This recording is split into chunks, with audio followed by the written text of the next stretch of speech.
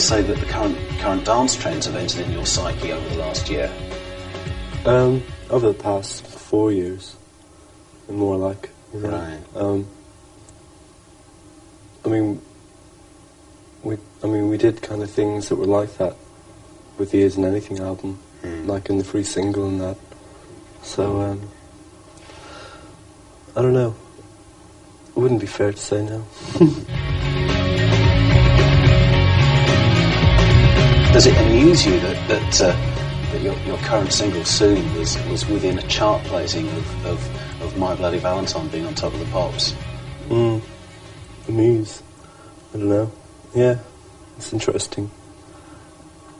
What? About 100 records away. When we recorded it, we didn't think about anything like that. You know? We were more worried about just getting it done properly, you know? Yeah. And you don't really think about anything like that.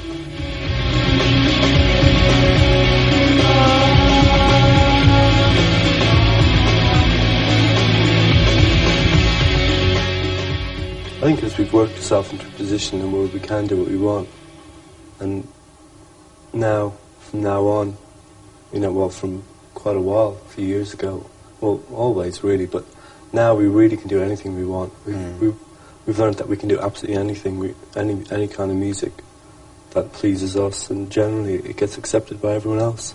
Right. So it's really just like, from now on, we're just around to please ourselves and try and make things that really excite us, and that's it really. My Bloody Valentine have based themselves in Dublin, Berlin, London, but where is home for Kevin? Nowhere, I suppose. It's true. Do you think that? And do you think that's? Do you think? No, it's true, because I don't have a home. I don't even have my own bedroom. You know, I don't have a home, so I have a place to put my stuff. You know, but I haven't got a home. That's the next phase. You know, to get a home. You know, I live in London, of course. You know, but London, I would live in. You know, I'd be quite happy to live in New York. You know, which you probably will in a few years anyway. And just the big cities are big and impersonal, and that's why I like them. New York is only good because we all really like New York, and we can live there, you know, because I'm American anyway, originally, so I can, you know, well, if I want to, I will, you know. So it seems like you know, because it's so easy for us to go and live there, it seems like a good idea. We know a lot of people there. I was born there, and I lived there, and I've got an American passport.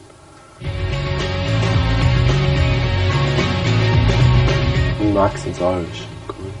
That's mainly because, what do you do when you're, you know, 12 years old, getting slagged off by everyone you know because you've got an American accent, you know?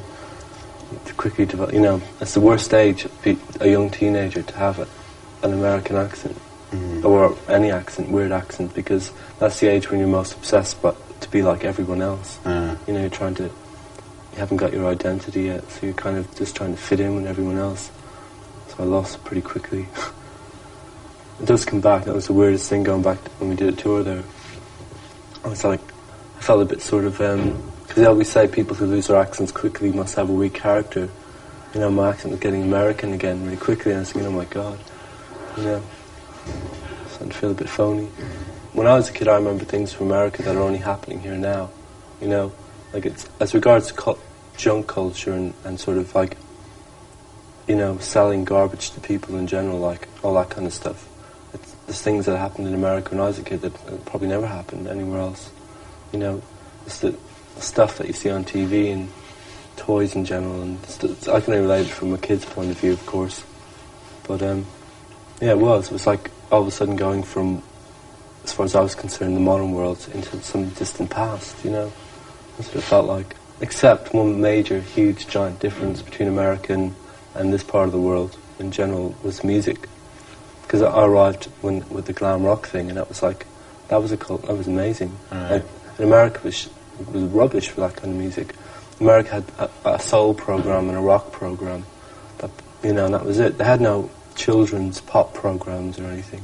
nothing catered for teenagers in America, really. When I was a kid, in the 70s, you know, it was like very, I don't know. Yeah, it was a soul program and a rock program, and that was it. And the only teenage music that was around was cartoons, not Beatles cartoons, they were the Osmonds, no, the Osmonds as well. There was a Jackson 5 cartoon, and I think there might have been an Osmond one, but it was things like that. That's all. There was no Top of the Pops, there was nothing like that. There was no MTV, no nothing, you know. And over in this part of the world, everything was completely catered for a teenager, you know. Young kids, you had a swap shop in those days, and Top of the Pops with all the glitter bands on, basically Wizard and Slade and basically Rollers, and they were starting up. And do you know what I mean? It was all like everything catered for teenagers in Britain. Supersonic and things. Yeah, but nothing catered, you know. So I think that's what got me into music in a big way.